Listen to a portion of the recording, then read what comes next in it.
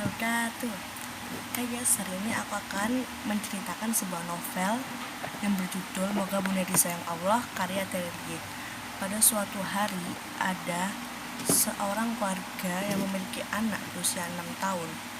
Pada saat bernama Melati. Pada saat Melati umur 3 tahun, Melati mengalami kebutaan dan tuli. Selama 3 tahun, dunia Melati sangat gelap. Dia tidak memiliki akses untuk bisa mengenal dunia dan seisinya. Melati tidak pernah mendapatkan cara untuk mengenal apa yang ingin dikenalnya. Rasa ingin tahu dipendam bertahun-tahun, di akhirnya memuncak menjadikan Melati menjadi frustasi dan susah dikendalikan. Melati hanya bisa mengucapkan ba dan ma. Orang tua Melati atau keluarga HK berusaha berbagai macam cara manapun menyembuhkan Melati, bahkan rela mengirim tim dokter ahli dari berbagai wilayah demi kesembuhan putri semata wayangnya. Sampai suatu ketika Tuhan memberi petunjuk demi kesembuhan demi kesembuhan Melati melalui pemuda pemabuk. Kinasi, dokter muda yang kerabat dengan dokter HK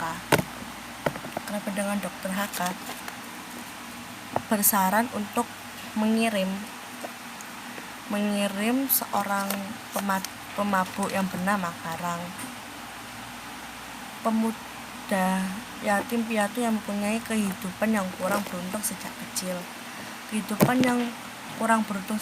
Tetapi Karang mempunyai tekad yang amat kuat untuk menjadikan kehidupannya sendiri lebih baik. Sampai akhirnya ia bersama teman-temannya mendirikan belasan taman bacaan, memberikan dongeng dengan ringan tapi syarat makna kepada anak-anak tersebut, hingga ada seorang anak bernama Kintan berusia 6 tahun yang berasal dari lahir lumpuh layu, akhirnya bisa berlari hanya karena mendengarkan cerita Karang yang memotivasi. Namun itu hanya masa lalu. Ia kini menjadi seorang pemabuk karena pada saat yang terbelenggu perasaannya bersalah setelah kematian 18 anak didiknya karena kecelakaan kapal.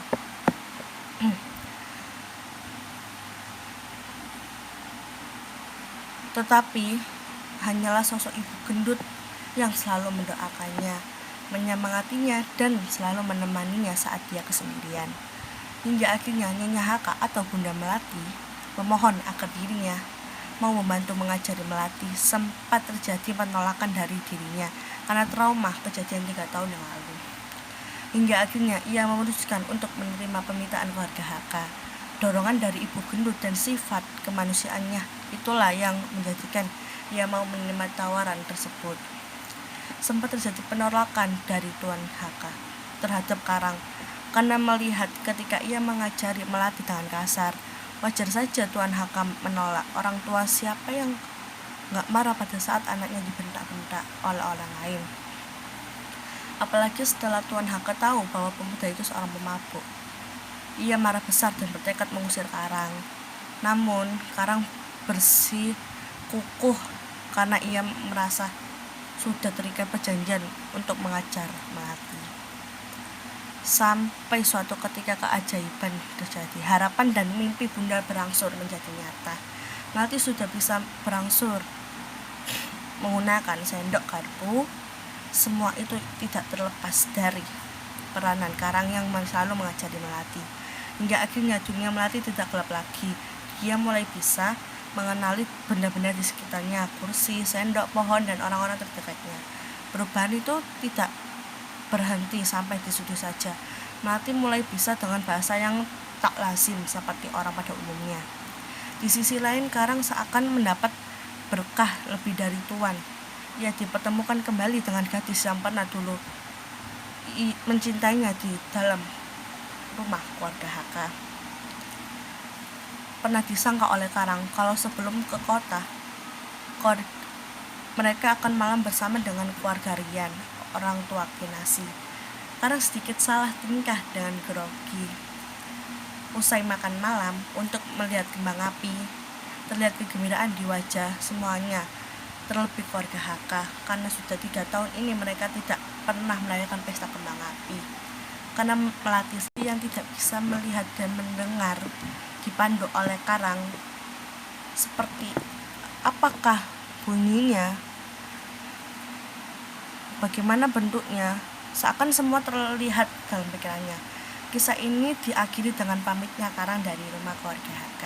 Meski terlihat kesedihan dari Melati karena akan ditinggal oleh gurunya yang selalu membimbingnya dan mendongeng untuknya. Untuk menghilang kekesalan Melati melepaskan ayam Kati dan Mang Cici.